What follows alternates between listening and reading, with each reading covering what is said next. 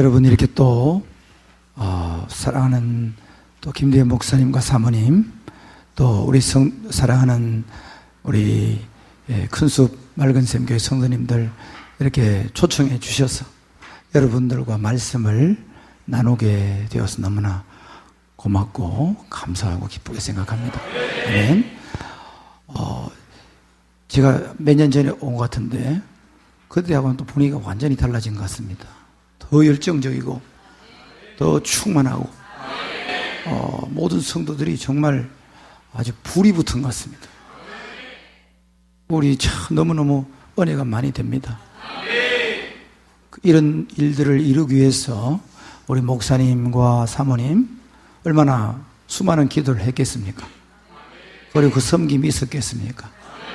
그리고 귀중한 또 우리 셀리더님들께서 이 섬기는 보이지 않는 손길들 하나님이 기억하시고 큰 복으로 채워주실 줄로 믿습니다. 너무너무 감사합니다. 우리 김대현 목사님 볼 때마다 참 이 목사님 너무 열정적으로 제가 이제 두날개 이 지역에서 대구 경북 쪽에서 일한 지가 한 10년 정도 됐는데 목사님 배울 때마다 힘 빠졌다가도 힘이 펄펄 나면 살아납니다. 얼마나 감사한지. 또 이렇게 같이 좀 도와달라고 이렇게 이야기하면 목사님은 있잖아요. 제가 이야기 안 해도 됩니다. 그렇게 열정적으로 도와주셔가지고 너무너무 고맙습니다. 정말. 여러분들이 뒤에서 뒷받침을 해주기 때문에 그렇게 다 된 줄 믿습니다. 좋은 교회에 오셔서 좋은 목사님 만나시고 이렇게 양육 받으시고 여러분 참 축복된 성도들임을 믿습니다. 아멘. 고맙고 감사하고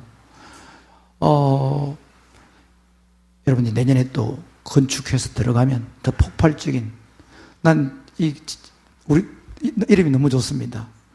폭풍의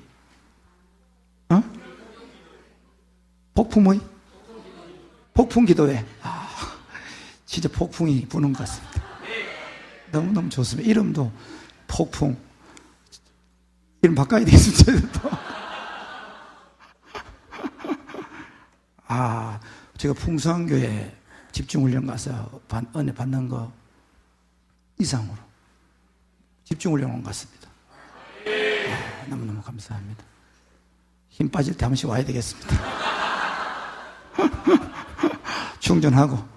저 다 알았어. 조용히 있다 못 가겠대. 하여튼 너무 오늘 여러분들과 하나님 말씀을 이렇게 나누는 것은 여러분들에게 축복이죠? 제게도 큰 축복입니다. 기쁨으로 하나님 주신 말씀을 같이 나누도록 하겠습니다. 오늘 제목이 그리스도 예수의 좋은 일꾼이라는 그런 제목입니다. 여러분, 이 제목 속에 함축된 의미가 있습니다. 우리 모두 일꾼 되기를 소원하고 있습니다. 그런데 앞에 수식하는 두 개의 부사가 있습니다. 형용사와 부사가 있습니다. 그것은 그리스도 예수와 좋은이라는 뜻입니다. 사랑하는 여러분, 우리는 어떤 일꾼이 되어야 되죠? 그리스도 예수의 일꾼이 되어야 합니다. 그리고 그리스도 예수의 나쁜 일꾼이 되어야 합니다. 그리스도 예수의 좋은 일꾼이 되어야 합니다. 큰숲 맑은샘 교회 오신 분들은 모두 그리스도 예수의 좋은 일꾼으로 우리 사랑하는 교회에 오기만 하면, 목사님 사모님의 양육을 받기만 하면 여러분 모두 그리스도 예수의 좋은 일꾼이 될 줄로 믿습니다. 아니, 이미 되었음을 선포합니다. 설교 다 끝났습니다.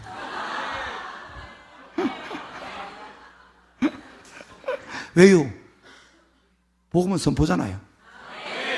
아직 안 이루어졌지만 이루어진 것처럼 말하는 게 복음이잖아요.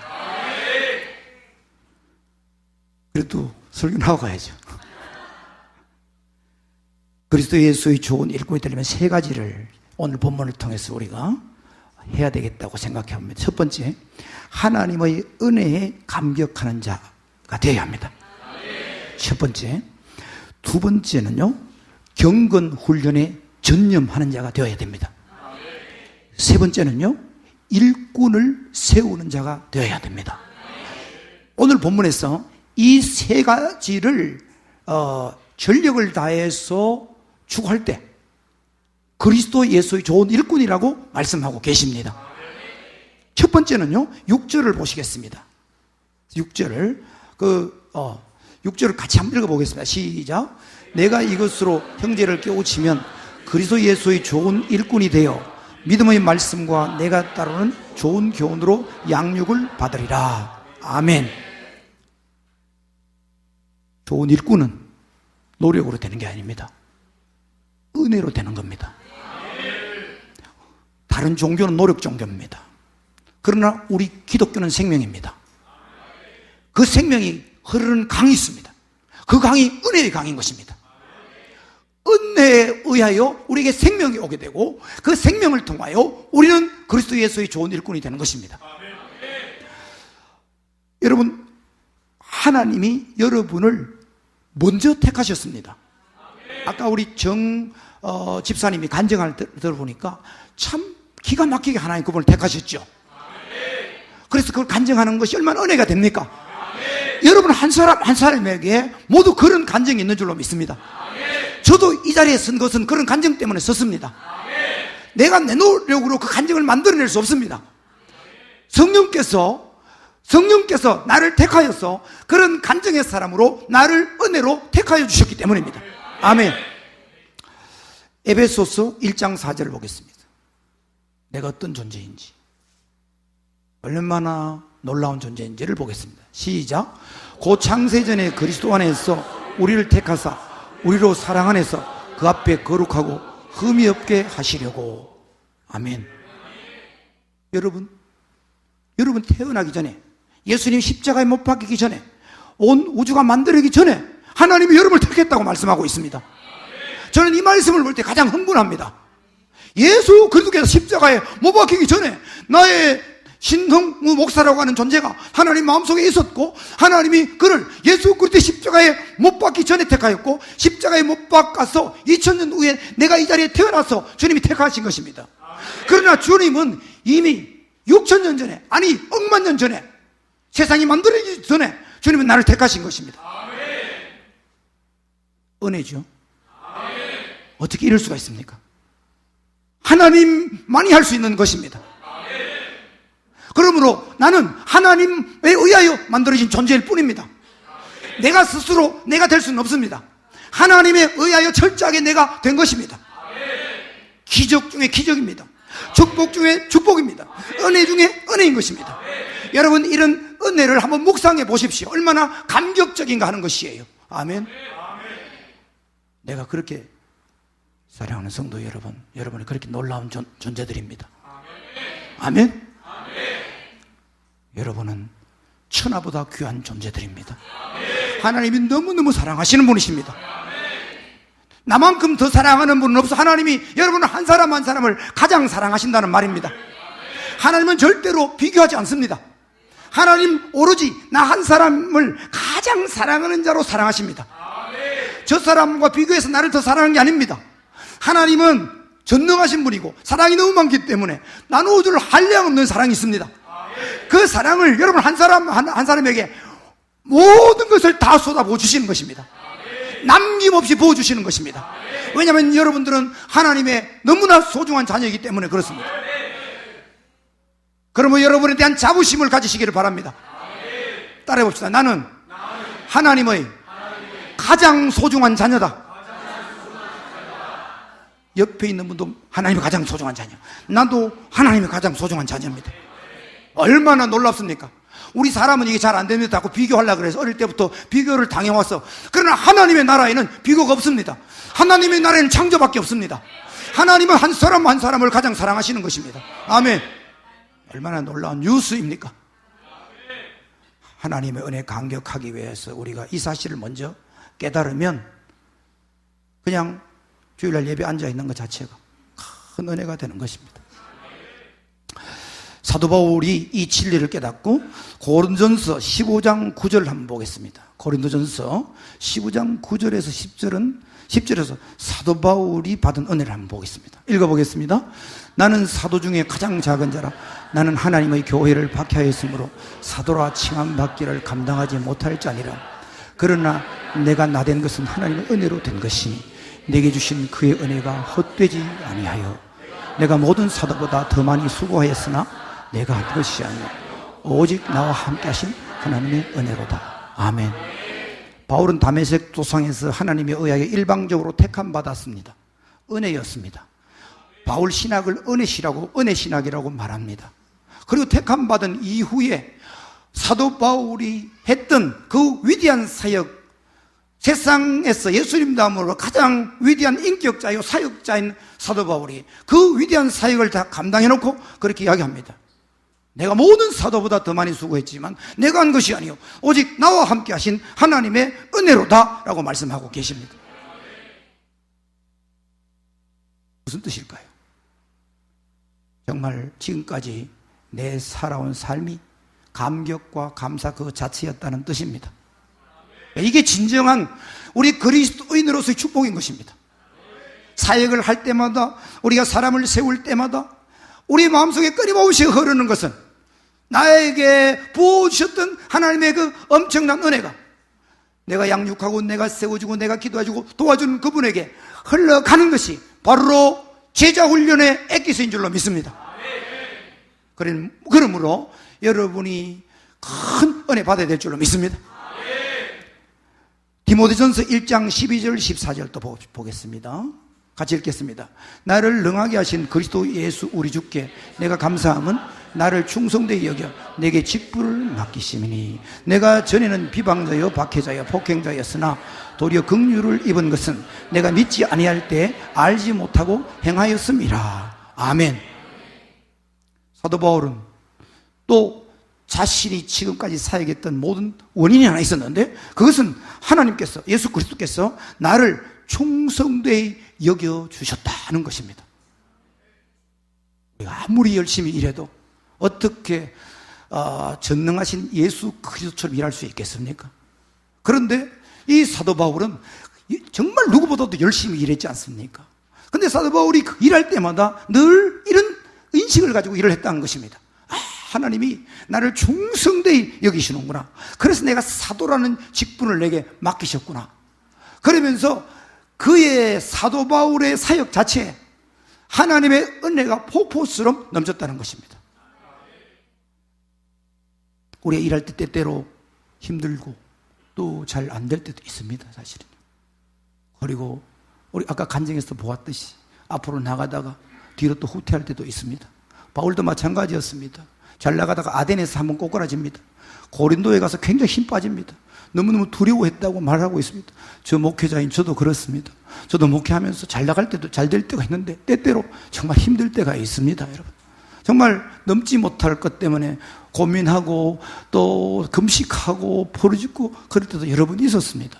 그런데 그 모든 것을 돌파할 수 있는 힘이 있는데 그건 뭐냐? 그때도 하나님은 나를 충성되이 여기신다는 것입니다.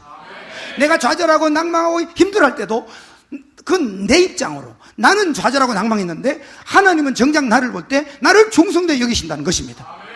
얼마나 놀라운지 모릅니다. 하나님의 은혜는 우리가 어떤 일들을 내가 보기에 잘할 때도 임하지만 그러나 때때로 내가 기대하던 것만큼 어떤 성과가 없을 때도 하나님의 우리를 향한 은혜는 결코 변함이 없다는 사실입니다. 보십시오.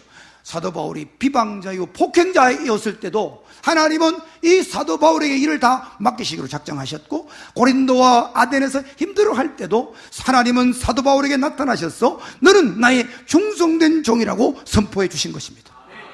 그게 뭘까요? 격려입니다. 격려. 저는 오늘 여러분을 격려하고 싶습니다.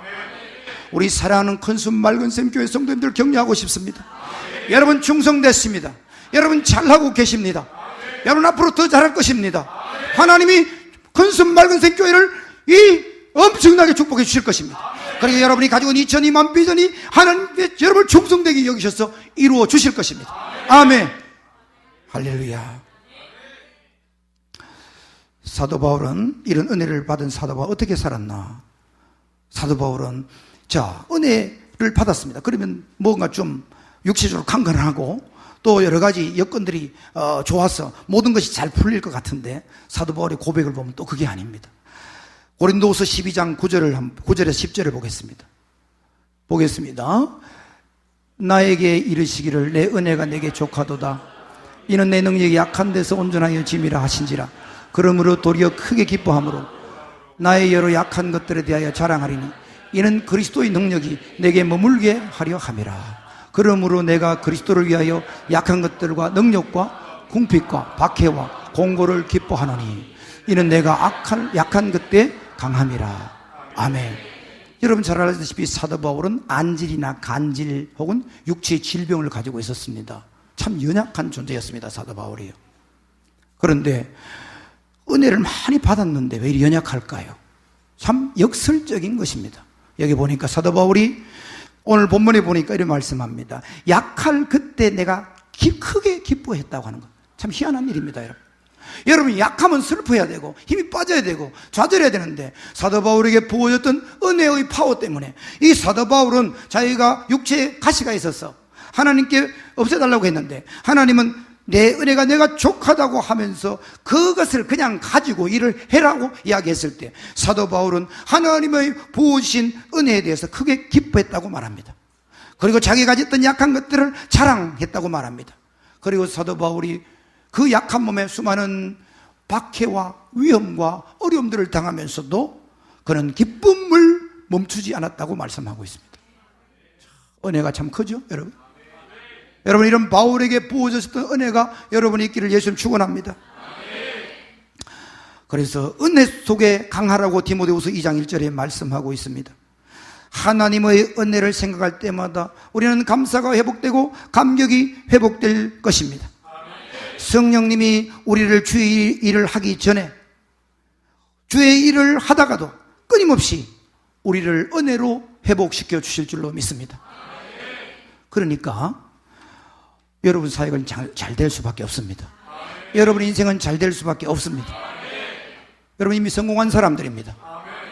창세전에 이미 여러분을 택했고 오늘 이 자리에 불러서 그리스도의 제자로 훈련받게 했는데, 여러분의 앞길에 어떤 어려움이 있더라도 하나님의 은혜는 결코 멈추지 않을 것이며, 하나님이 여러분을 향하여 작정하신 그 일은 하나님의 이름과 명예를 거시고, 왜냐하면 그분이 여러분을 택하셨기 때문에 반드시 여러분을 향하여 가지고 있는 하나님의 비전이 이루어지리라고 믿습니다. 우리의 어떤 상태에 달려있는 게 아닌 것입니다. 그분의 은혜와 그분의 능력에 전적으로 속한 문제이기 때문에 그렇습니다. 그러니까 예수 믿는 사람은요, 여러분 정말 너무 좋습니다. 얼굴 다 환하고 아주 밝게 웃고 열정적으로 찬양하고 그래야 되는 것입니다.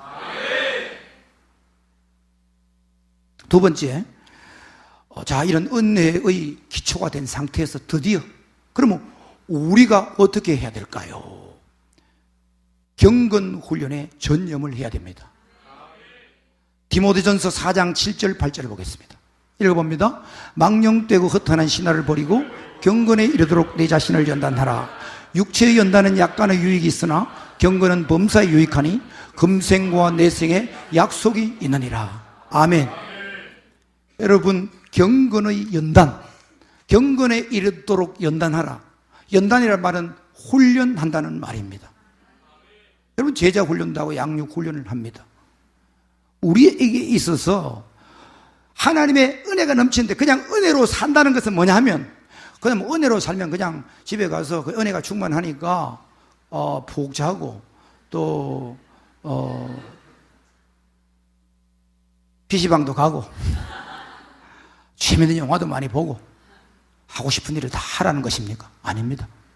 하나님의 은혜가 부어지게 되면 특징이 하나 나타납니다. 은혜가 부어지면 여러분, 경건의 훈련에 진력하는 마음을 성령께서 주십니다. 이게 여러분, 은혜가 임하면요, 은혜가 임하면 하나님께서 우리에게 맡겨주신 미션과 비전과 사명에 대해서 최선을 다할 수밖에 없는 파워가 주어지는 것입니다. 그리고 그렇게 해야 은혜가 은혜되는 것입니다. 그렇게 해야 은혜의 영광이 드러나는 것입니다. 하나님 우리를 파트너로 불렀습니다. 하나님 혼자서 어떤 일을 다 하지 않습니다. 우리가 반응해줘야 일을 합니다. 하나님의 은혜가 없이 우리가 아무리 일해도 안 되지만, 아무리 하나님의 은혜가 넘쳐도 우리가 그 은혜에 반응해서 하나님과 함께 동역해서 그분이 하라고 하시는 그 일과 그 사건에 직접적으로 우리가 개입할 때 하나님의 능력이 그때 나타나는 것입니다.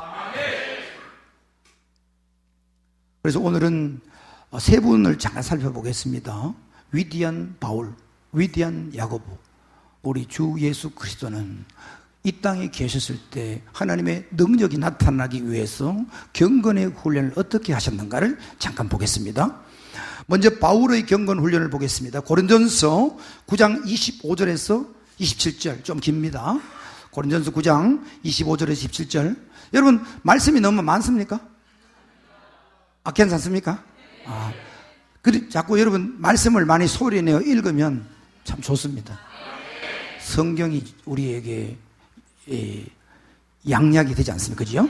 읽어보겠습니다. 이 길을 다투는 자마다 모든 일에 절제하나니 그들은 썩을 승리자의 관을 얻고자 하되 우리는 썩지 아니할 것을 얻고자 하노라. 그러므로 나는 다름질하기를 향방 없는 것 같이 아니하고 싸우기를 허공을 치는 것 같이 아니하며 내가 내 몸을 저 복종하게 하면 내가 남에게 전파한 후에 자신이 도리어 버림을 당할까 두려워함이로다. 아멘.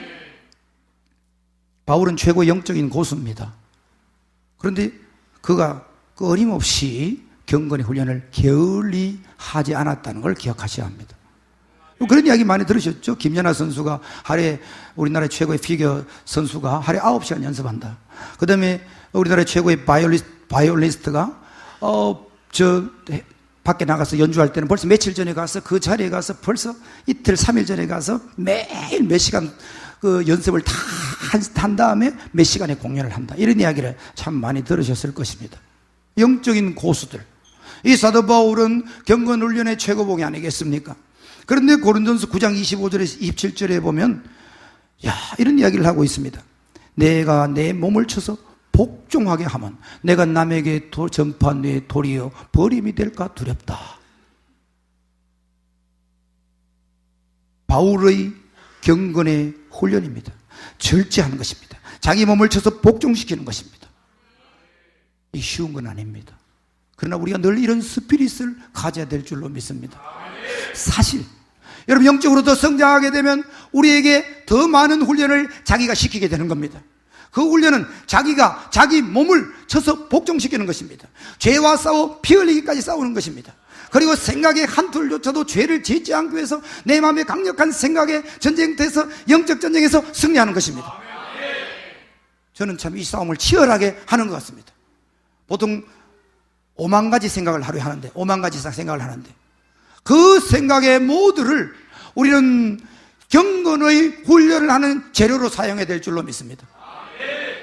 생각의 치열한 영적 전투에서 날마다 말씀과 성령으로 여러분은 이겨야 될 줄로 믿습니다.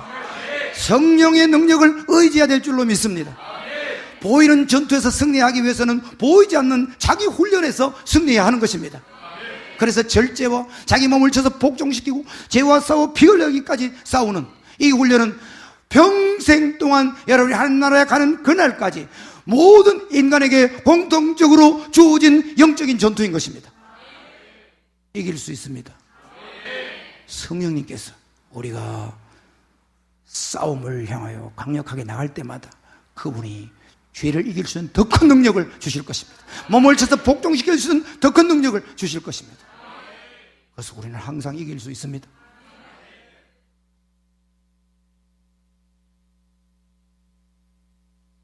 야고보는 어떻게 했을까요? 예수님의 동생 야고보는 초대교회의 경건한 지도자였습니다.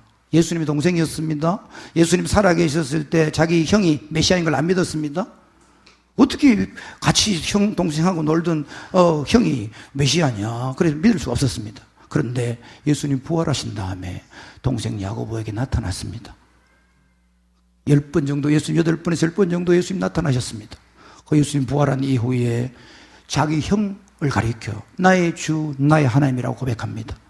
부활하신 예수님. 그리고 자기는 예수 그리스도의 동생이 아니고 예수 그리스도의 종이라고 겸손하게 고백을 합니다.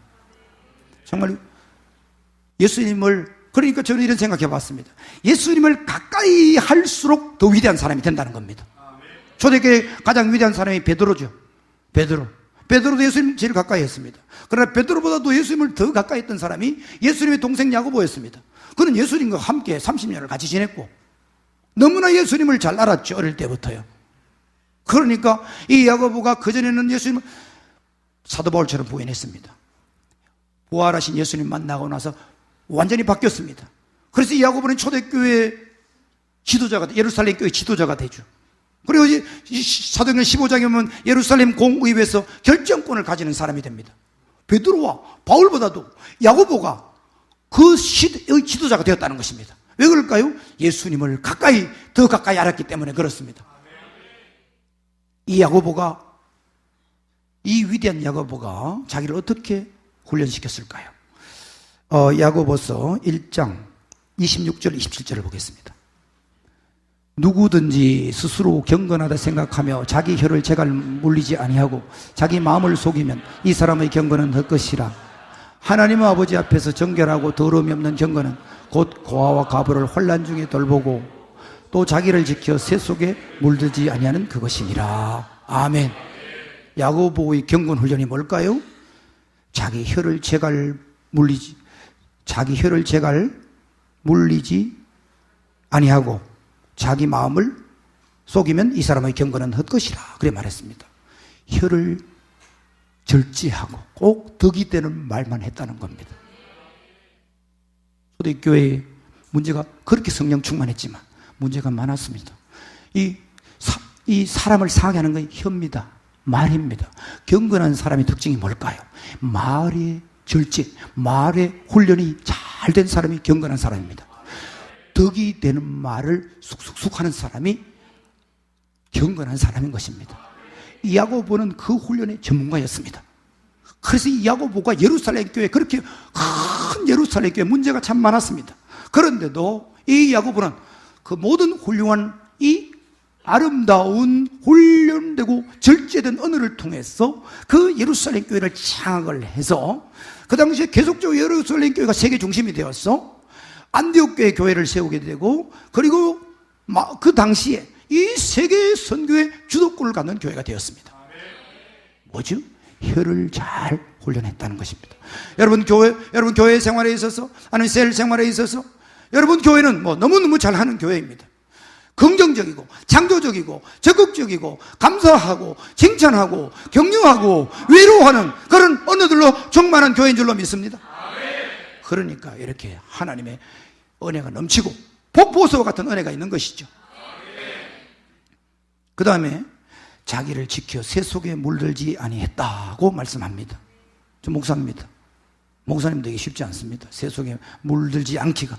요즘 젊은이들은 참 쉽지 않는 것 같습니다.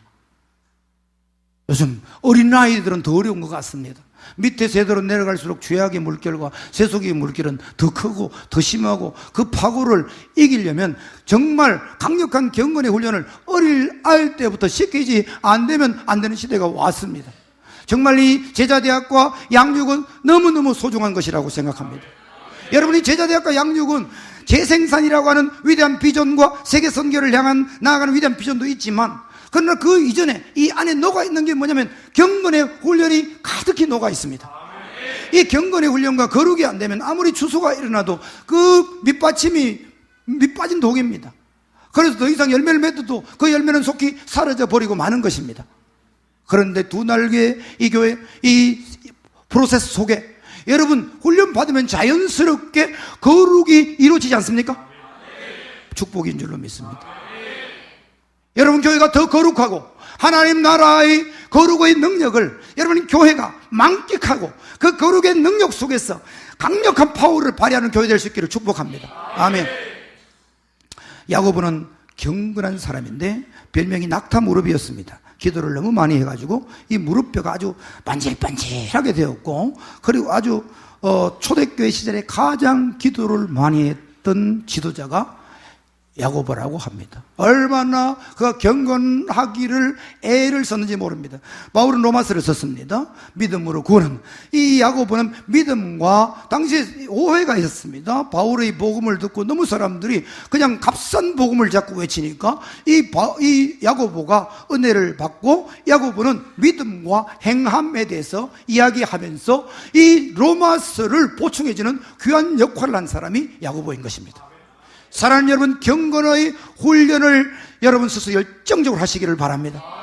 이것은 우리 교회 양육 시스템을 통해서도 하시고, 또 교회 양육 프로세스를 통해서 여러분 스스로가 매일의 삶 가운데서 또 끊임없이 추구해야 할 모델인 것입니다. 아멘. 이제 마지막으로 예수님의 경건 훈련을 보겠습니다. 우리 주 예수 그리스도께서도 전능하신 하나님의 아들이지만 경건의 훈련이 필요 없을 것 같지만 누구보다도 예수님이 경건의 훈련을 하셨습니다. 누가복음 22장 39절입니다. 누가복음 22장 39절. 예수께서 나가사 습관을 따라 감람산에 가시매 제자들도 따라갔더니. 44절.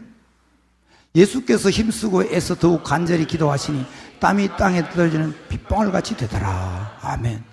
예수님이 겟세마네 동산에 가셨을 때 그날 하루 쓱 간 게 아닙니다. 예수님은 그 지역에 계실 때마다 습관을 쫓아 그 시간이 되면 겟세마네에 가서 기도하셨습니다. 기도하셨던 바위가 있었습니다. 그리고 거기 가면 자연스럽게 무릎을 꿇고 기도하는 것을 예수님은 습관화 되셨습니다. 경건의 훈련이 여러분 습관화될 수 있기를 바랍니다. 히브리서 5장 7절을 보겠습니다. 히브리서 5장 7절. 경건의 훈련을 계속한 예수 그리스도께서 마지막 십자가에 못 박히기 전에 겟세마네 동산에서 지금까지 모았던 모든 경건 훈련을 농축해서 하나님 아버지 앞에 드리는 기도입니다. 히브리서 5장 7절. 그는 육체에 계실 때 자기를 죽음에서 능히 구원하실 이에게 심한 통곡과 눈물로 간구와 소원을 올렸고 그의 경건하심으로 말미암아 들으심을 얻었느니라. 아멘. 하나님의 아들 예수 그리스도께서 심한 통곡과 눈물로 간구와 소원을 올렸고 그의 경건하심으로 말미암아 하나님이 들으셨다. 예수님의 경건을 통해서 하나님이 들으셨다고 말씀하고 계십니다.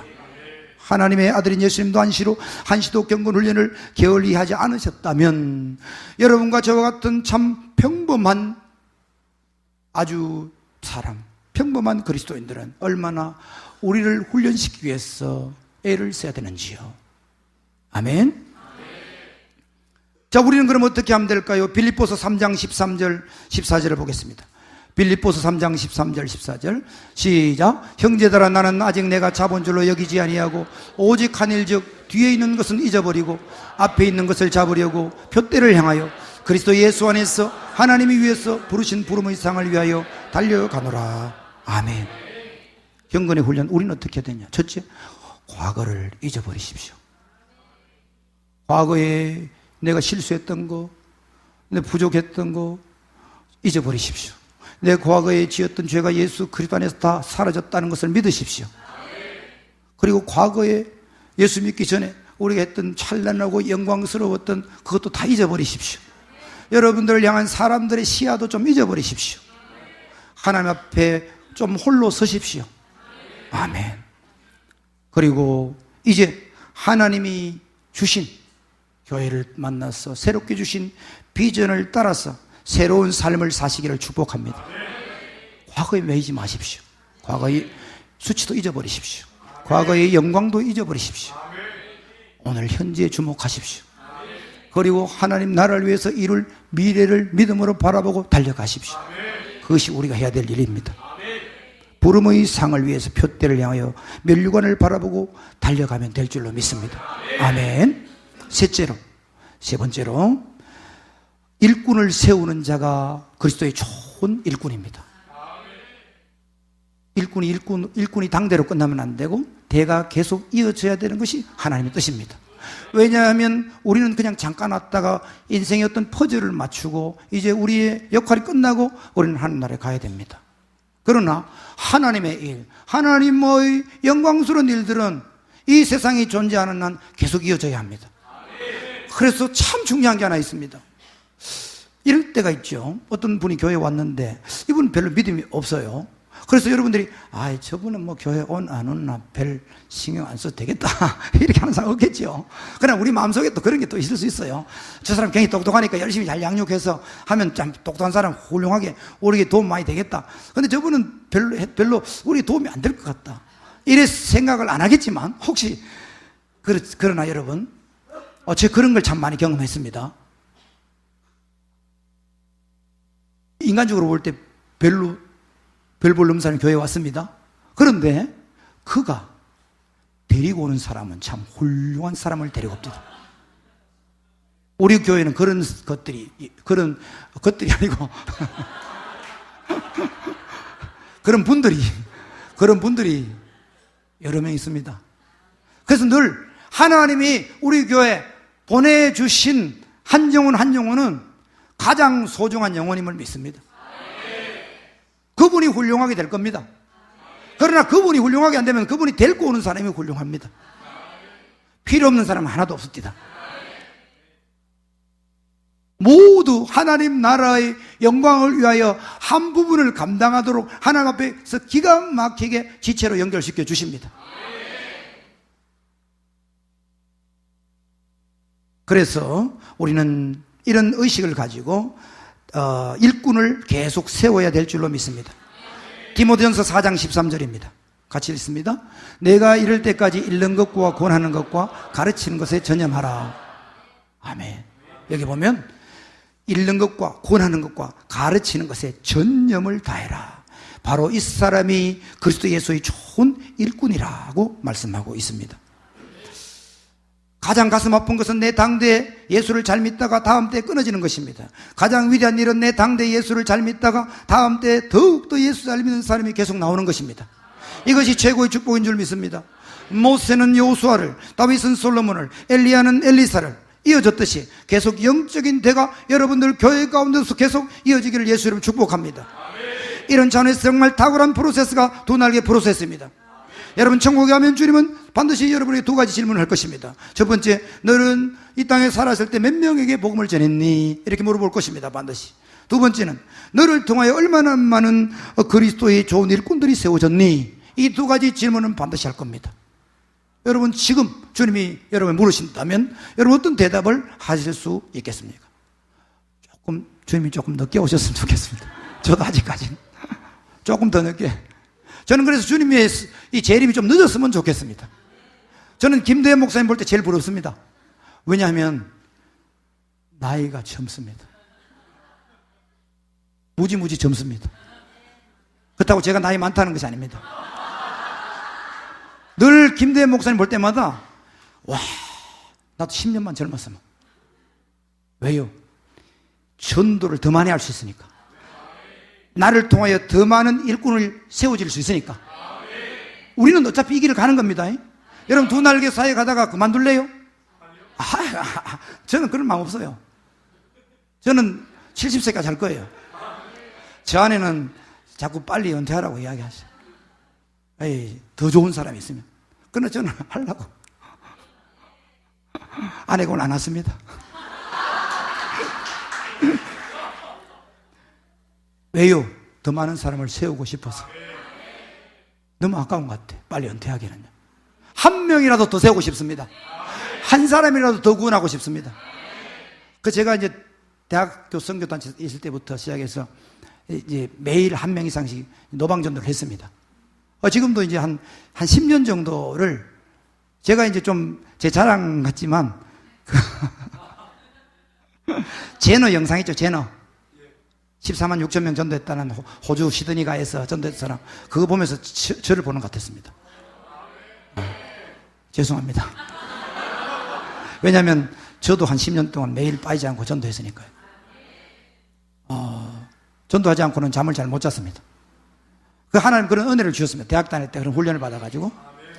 그렇다고 해서 많은 사람을 세운다거나 그런 일들은 많이 못했습니다. 그러나 여하튼 복음을 전하고 싶은 마음을 주셔서 습관적으로 그래 전도를 했습니다.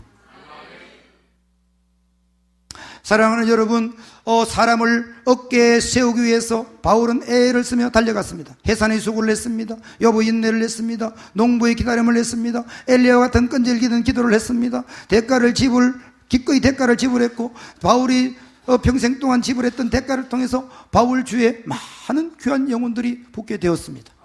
이 바울이 열매였고 바울의 면류관이었습니다. 그래서 바울은 참 많은 고난을 겪었지만, 그러나 바울처럼 그렇게 희열과 기쁨을 느낀 사람 또한 드물 거라고 생각합니다. 약 500명의 귀한 일꾼들을 바울의 일생 동안 세웠다고 합니다. 여러분, 바울 서신 신약의 14권을 읽어보면 바울이 편지를 쓰시다가 그 중간중간에 자기가 세운 일꾼들이 어떤 일꾼인지를 자랑하고 있습니다. 우리 김대현 목사님이 저를 만날 때마다 여러분 셀 리더들 있죠? 얼마나 자랑하는지 모릅니다. 여러분들이 바로 바울이 세웠던 영혼을 바울은 자랑했듯이 우리 목사님도 여러분을 자랑하고, 저도 밖에 나가면 자랑합니다. 안에서는 자랑하기가 좀 힘듭니다. 왜냐하면 한 사람은 집중적으로 자랑할 수는 없잖아요. 제가 이제 교회에서 요즘 제일 힘든 게 하나 있어요. 그게 뭐냐면, 이제 우리 어린 아이들이 많이 있잖아요. 어린 아이들이 많이 있는데 목사님하고 이래 여러 명들이 달려오면 제가 한 사람만 이뻐하면 큰일 납니다. 야도 이뻐야 되고 야도 이뻐야 되고 야도 이뻐야 되고. 그게 딜레마입니다, 진짜로. 옛날 내가 목사가 아니면 상관없습니다. 집중적으로 한 사람을 사랑해도. 특별히 이쁜 아이가 또 있습니다. 특별히 이쁜 아이가 있고 좀 덜 이쁜 아이가 있습니다. 그러나 티를 절대로 내면 안 됩니다. 하나님 아버지는 다 사랑합니다. 그리고 여하튼지 간에 내가 어디 이야기하다 이쪽한테. 그래서 바울이 일꾼을 자랑했다는 것입니다. 그래서 바울이 자랑했던 일꾼들 세 사람만 소개하겠습니다. 로마서 16장 3절 4절입니다. 바울이 자랑했던 일꾼들. 야, 이런 이야기입니다. 아굴라와 브리스길라는 나한테 목숨까지 내놨어. 너희들 많은 거야? 이런 이야기 하는 겁니다. 한번 읽어보겠습니다. 시작. 너희는 그리스도 예수 안에서 나의 동역자들인 브리스가 아굴라에게 문안하라. 그들은 내 목숨을 위하여 자기들의 목숨까지도 내어놓았나니 나뿐 아니라 이방인의 모든 교회도 그들에게 감사하느니라. 아멘. 바울이 있잖아요, 은근하게 이렇게 잘합니다. 바울이 고린도 교회 빌립보 성도들이 자기한테 헌금을 했어요. 그러면서 다른 교회 편지 보내면서 빌립보 교회 성도들은 나한테 이렇게 헌금했어. 너무 고마워. 이렇게 이야기합니다. 그래놓고 그 말이 뭘까요? 야, 너희들은 뭐해? 이런 이야기합니다. 바울도 머리가 좋았습니다. 물론 성령께서 가르치셔서 그 편지를 썼겠지만 말입니다.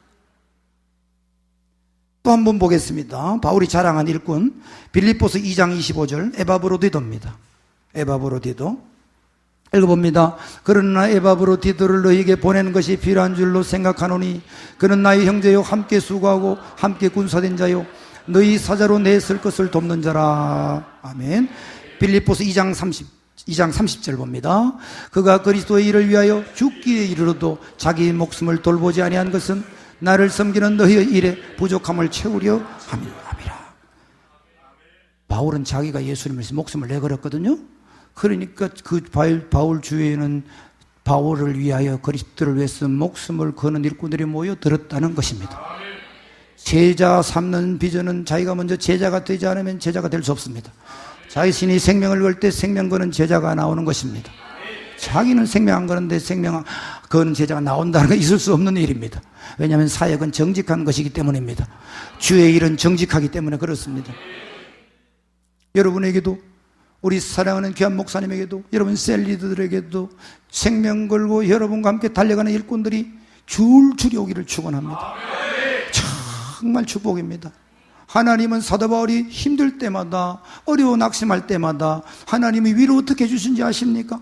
에바브로디도를 통하여 사도 바울 위로해 주셨습니다. 아굴라와 브리스길라를 보내서 탁탁 위로해 주셨습니다. 저도 그런 적이 너무 많습니다. 힘이 쭉 빠져 있는데 누가 어떤 셀리더와 어떤 형제가 갑자기 내게 와서 저를, 목사님을 격려하고 축복하고 자기들의 사역들이 얼마나 잘 되는지를 간증할 때 쭉 빠졌던 힘이 용솟음치는 것을 느낄 때가 많습니다.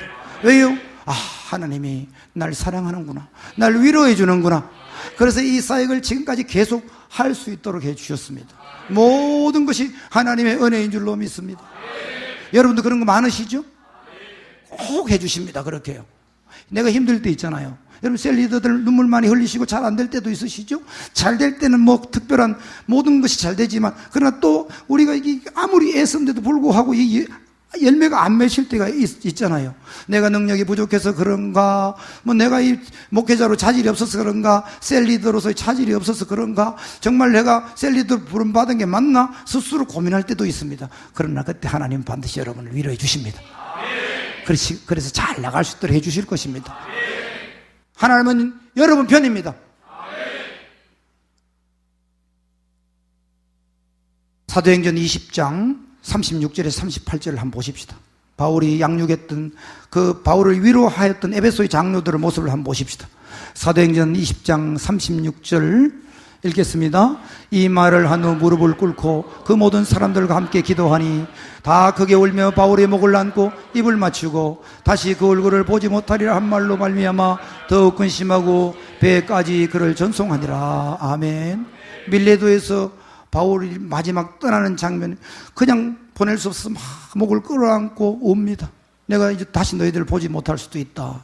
그 말하면서 그만큼 이 바울을 사랑했던 에베소 장로들의 모습을 다 바닷가에서 무릎을 꿇고 바울이 이제 배를 타고 이제 영원히 보지 못할 수도 있는데 그러면서 한 사람 한 사람 목을 꿇고 울고 있습니다. 남자 장로님들이 12명이 막 울고 있습니다. 바울도 울고 그도 울고 있습니다. 여러분 참 아름답죠? 바로 이게 우리 두 날개 프로세스 속에 녹아있는 눈물인 줄로 믿습니다. 눈물 많이 흘리는 줄 맙니다. 하나님이 갚아 주실 것입니다. 그것은 정말 금보다도 귀한 눈물입니다. 그건 면류관을 받을 눈물입니다. 한 사람 한 사람을 위해서 눈물로 기도했던 여러분 셀 리더들의 눈물은 결단코 되지 않을 것입니다. 목사님은 다 모릅니다. 왜냐하면 사람이니까요. 하나님만 압니다. 제가 이런 적이 있었습니다. 선교단체에서 훈련을 받았는데 옛날에, 지금부터 뭐 오래전입니다. 훈련을 받고 있는데 제가 이제 너무 훈련을 받고 싶어서 그 선교단체에 갔습니다. 그래서 선교단체 리더에게 늘 가서 인사를 했습니다. 근데 이 선교단체 리더가 인사도 안 받아주는 거예요. 저 사람 나한테 내가 저 사람한테 잘못한 게 있나? 그런 줄 알았어요. 그 다음 주에 갔는데 또 인사를, 한 6개월 정도 계속 인사를 안 받아줘요. 그래서 난 여기 있으면 안 되는 모양이다. 그렇게 생각했어요. 그러다가 성령께서 깨달음을 주셨어요. 홍우야, 너는 사람에게 인정받으려고 하지 마라. 그걸 선교단체 간사가 지금 너를 훈련시키고 있는 거란다. 그걸 깨닫게 해주셨어요. 그래, 그다음부터는 즐겁게 안녕하세요 하고 인사. 안 해도 상관없어. 나는 하나님이 날 보고 계시니까, 하나님께서 날 인정해 주시니까. 제가 그때 참 놀라운 걸 배웠습니다. 아주 오래전입니다. 그래서 깨달은 게 하나 있습니다. 그렇구나, 하나님이 인정하는 사람이 되면 되는구나. 그분은 아직까지 고맙게 생각을 하고 있습니다. 멋있게 지금도 사역을 잘하고 계십니다. 사랑하는 여러분, 하나님께 진주같이 인정받는 분들이 될 수 있기를 예수님 축원합니다. 여러분 주위의 사람들이 혹시 여러분들이 인정하지 안 해준다 할지라도 말입니다. 그건 별로 상관이 없는 것입니다. 하나님이 인정해 주면 되는 것입니다. 하나님께 더 많이 인정받기 위해서 달려가시기 바랍니다. 여러분, 보이지 않는 하나님이 중요합니다. 보이지 않는 하나님이 역사하면 보이는 세계에 놀라운 일이 일어나는 것입니다. 절대로 하나님은 압니다. 여러분들을요, 주를 위해서 보이지 않는 곳에서 애쓰고 힘쓰는 그것을 다 사진 찍어 놓습니다. 다 비디오 찍어 놓습니다. 그리고 이 땅에서 혹시 보상을 못 받으면 하나님 나라에 갔을 때 그 비디오들을 수많은 천군 천사들과 지금까지 살아서 천국 갔던 모든 사람들에게 여러분이 수고했던 그 비디오를 들어주면서 이 형제가 세상에 살아있을 때, 푼순 밝은색 교회 다닐 때 이렇게 눈물을 흘리며 한 형제를 섬기는 데 애를 썼다라고 온 천하에 보여줄 것입니다. 이 땅에서 보상 받으면 아마 그거 안 들어줄지 모릅니다. 그러나 이 땅에서 보상 못 받으면 하나님 나라에 가서 틀어줄 줄로 믿습니다. 아멘. 디모데만 보겠습니다. 디모데후서 1장 4절입니다. 바울의 수제자, 바울의 영적인 아들, 늘 평생을 함께 갔던 너무 바울이 사랑했던 바울의 제자입니다. 디모데후서 1장 4절 시작. 내 눈물을 생각하여 너 보기를 원하면 내 기쁨이 가득하게 하려 함이니. 그 다음에 디모데후서 4장 21절 너는 겨울 전에 어서 오라. 어블로와 부데와 리너와 글라우디아와 모든 형제가 다 내게 문안하느니라. 아멘. 디모데후서는 바울의 마지막 서신입니다. 이 서신 쓰고 바울은 얼마 있다가 네로 황제 시절에 참수형을 당합니다.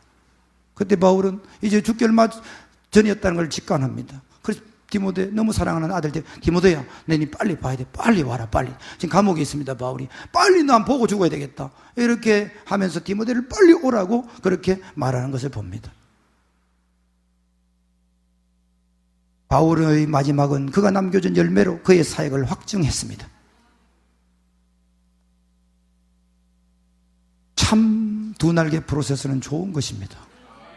다시 태어나도 우리 두 날개 사역을 맛을 아는 목사님들은 누구나 은퇴하면 뭐 할래요? 이러면 은퇴도 해요 이랍니다.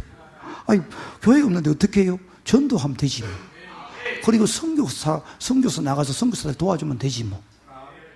왜냐하면 한 명의 영혼을 세우는 맛이 세상에서 최고로 좋은 맛이기 때문에 그렇습니다. 이 매력에 빠지면 다른 거 재미가 없습니다. 그래서 오늘도 여러분 교회가 진력하고 있지 않습니까? 대가가 클수록 지불하는 값이 클수록 그 사역의 열매는 더 소중한 것입니다. 여러분, 소중한 열매는 쉽게 맺혀지지 않습니다. 그래서 김성근 목사님이 여러분 집중을 다니면서 많이 강의 들으셨잖아요. 해산의 수고를 내야 한 명의 영혼이 세워진다고 그렇게 말씀하고 계시죠. 그리고 또한 세월의 흐름을 통과해 봐야 안다고 그렇게 말씀하시죠. 저는 한 가지 원하옵기는 이제 마무리를 하면서 여러분 여기 계신 오늘 저녁에 오신 모든 분들은 끝까지 충성하며 달려가시길 축원합니다. 중간에 세지 마세요. 장담할 수는 없지만 결단은 할 수 있지 않습니까? 하나님 앞에서 끝까지 나는 이 귀한 제자를 삼는 이 놀라운 비전, 2002만 세계 비전을 이루는 일이 우리 큰순 맑은 생교회의 썩은 미랄이 되겠다.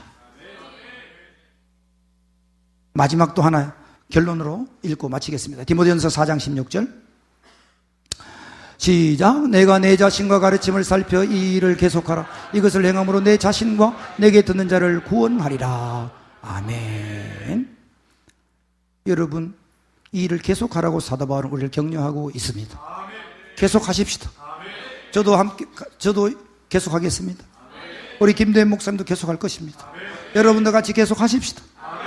왜냐하면 이보다 더 중요한 일은 없기 때문입니다. 제자 훈련은 본질이기 때문에 그렇습니다. 잠시 한 시대 동안 하다가 없애버릴 그럴 것이 아니고 예수님이 하셨던, 그래서 늘 저는 마음가운데 이런 생각이 들었습니다. 두 날개 사역 이렇게 자꾸 이야기를 하는데 내가 뭐 이렇게 말할 자격은 없지만 이 두 날개 사역은 예수 그리스도의 본질적인 사역입니다.